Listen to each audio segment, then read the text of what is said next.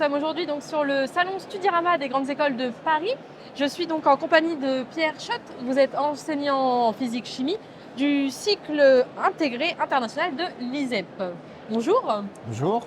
Alors donc ma première question est simple pour commencer. Est-ce que vous pouvez nous présenter l'ADN de l'ISEP? D'accord, je vous remercie. Alors, à l'ISEP, nous ne faisons pas de chimie. Je suis professeur de physique, comme vous l'avez dit. Et donc, dans l'ADN de l'ISEP, c'est-à-dire que ce qui nous intéressait, c'était de donner plusieurs voies différentes pour avoir le diplôme commun d'ingénieur de l'ISEP, qui sera un diplôme dans le numérique. Alors, qu'est-ce que ça signifie, le diplôme dans le numérique? Ça veut dire que nous allons traiter la donnée de A à B, toutes les voies pour transférer la donnée, que ce soit par voie hertzienne par exemple, donc tout ce qui est la physique associée, tout ce qui est les câbles, donc l'informatique, les réseaux, etc. Et puis bien entendu, il faut donner tout ce qui est la sécurité de la donnée, et ça c'est tout ce qui va être cryptologie, chiffrement, etc. Mais c'est pas seulement de passer la donnée, c'est aussi de la traiter. D'accord. Et donc, pour la traiter, ce que nous on va faire, eh bien, on va avoir soit de l'IA, soit pour effectivement la traiter ou la générer. On peut aussi prendre du système embarqué, donc de l'électronique, la voiture autonome, ce genre de choses. Bien entendu, la donnée ne sera pas tout à fait la même, ou même de la donnée bancaire. D'accord. Voilà, dans les transactions, eh bien, quand vous payez sur Internet, eh bien, il y a tout un tas de protocoles de sécurité, et aussi il faut débiter une banque, recréditer, etc. Et tout ça, ça va faire partie effectivement de nos points d'intérêt. Cependant, à l'ISEP, on a une particularité qui est, donc, par rapport à nos équipes de recherche, on va s'intéresser plus particulièrement pour une voie sur 9 D'accord. à numérique et santé. D'accord. Voilà. Ça, c'est le premier point. Le deuxième point, on a voulu diversifier les voies. Donc, nous avons bien entendu des classes prépa intégrées, Bien sûr. comme beaucoup d'écoles similaires à la nôtre, qui s'appelle le C2I, là où j'enseigne. D'accord. Mais aussi, on va avoir, et ça, c'est une spécificité que peu d'écoles ont, le CPA, donc c'est les classes prépa associées. Oui.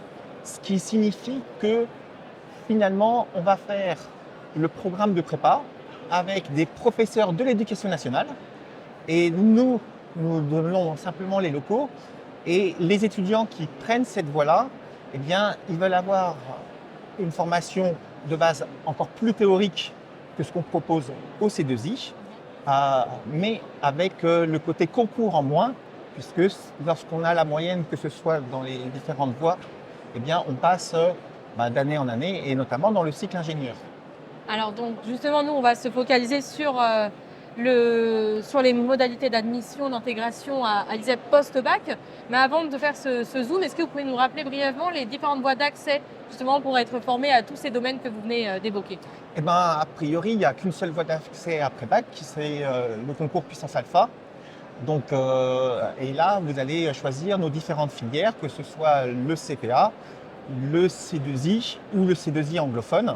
D'accord. On a tous nos enseignements au C2I qui sont en anglais, faits par des personnes qui sont native English et qui viennent de ces endroits géographiques. Et alors toutes ces voies d'accès sont accessibles directement donc après, via le concours puissance alpha. Oui, tout à fait. Donc est-ce que vous pouvez nous expliquer un petit peu en quoi ça consiste ce concours pour rejoindre l'ISEP, mais aussi d'autres écoles? Alors, c'est un concours qui est commun avec, de mémoire, 14 autres écoles, dont 3 autres qui sont des écoles d'ingénieurs. D'accord. Mais il y a aussi des écoles de biologie, par exemple. Bien sûr. La base est commune. D'accord. Donc, vous allez passer, suivant vos spécialisations, telle ou telle matière. Bien D'accord. entendu, qu'un étudiant qui a fait maths, physique, va pas passer le SI, etc. Bien sûr. Bien entendu.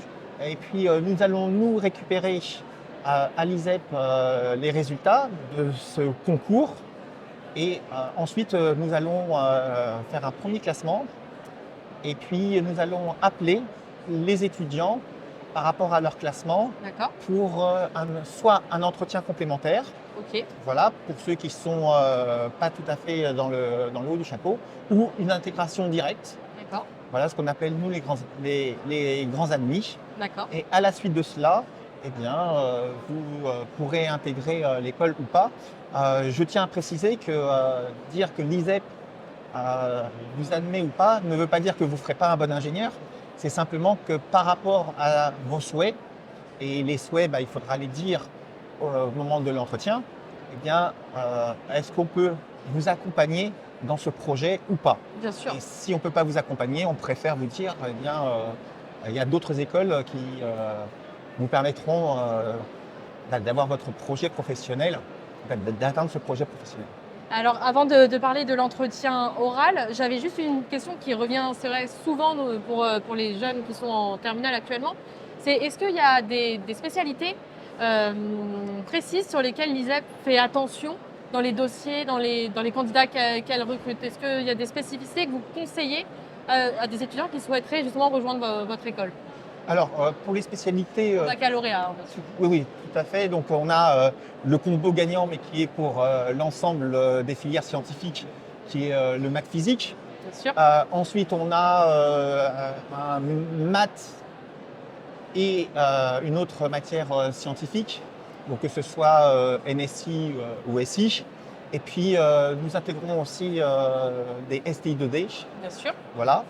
Ce qui se passe, c'est que ensuite, nos étudiants sont dispatchés dans différentes classes et suivant ces classes, eh bien, on va mettre une pédagogie adaptée par rapport à l'endroit des spécialités de nos étudiants. Donc, par exemple, moi, je suis prof de physique et je fais la physique pour les étudiants qui n'ont pas fait de physique depuis 1, 2 ou 3 ans. D'accord. Donc, ce qui est important, c'est que je vais adapter la pédagogie et adapter les notions que je vais leur apporter au fur et à mesure par rapport à ce manque, entre guillemets, de formation.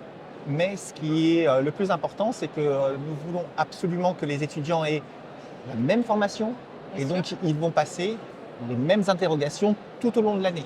D'accord. Ok. Donc c'est la même exigence, mais une formation adéquate suivant l'option qu'ils choisissent. Et l'option est souvent déterminée par leur provenance. Ok. Merci pour ces précisions. On va maintenant se concentrer un petit peu sur l'entretien de motivation. Est-ce qu'il est spécifique à l'ISEP ou est-ce qu'il est propre à toutes les écoles du concours? Alors, il est spécifique à l'ISEP puisqu'il se passe dans nos locaux, avec soit des professeurs, soit du personnel de l'administration, mais vraiment, ce sont souvent des anciens qui viennent prêter main forte. Et c'est important parce que eux, ils connaissent le marché, Bien sûr. ça c'est le premier point. Et puis, ils connaissent aussi la formation qu'ils ont eue. Aussi. Et puis, avec cette formation, comment ils ont évolué dans leur carrière. Et donc, ils vont pouvoir reconnaître ce qu'on appelle les soft skills, surtout des étudiants, enfin des lycéens qui veulent venir postuler. Et ils vont savoir si oui ou non, eh bien, ils vont pouvoir s'intégrer au projet de l'ISEP, D'accord. projet de formation, Oui. et puis ensuite de bien évoluer dans leur projet professionnel. Alors quand je dis bien évoluer, c'est pas forcément faire une belle carrière, Oui. mais c'est faire une carrière qui intéresse chacun de nos étudiants. Alors notre échange touche à sa fin. Est-ce que, avant de se quitter, vous auriez un conseil à donner à des élèves de terminale qui pourraient nous regarder pour bien préparer justement le concours Puissance Alpha et intégrer l'ISEP? Alors par rapport au concours Puissance Alpha, je dirais simplement de venir dans nos locaux parce que nous avons des journées de préparation au concours. Et puis sinon, un conseil vraiment pour intégrer l'ISEP, c'est d'être vraiment tourné vers l'ingénieur humain, puisque c'est de plus en plus ce que nous souhaitons. Pour vous donner une idée, nous faisons la fresque du numérique. Je suis intervenant là-bas. Et donc, vraiment, cette éco-responsabilité est au cœur du projet de l'ISEP, de l'ingénieur numérique. Merci à vous. Merci.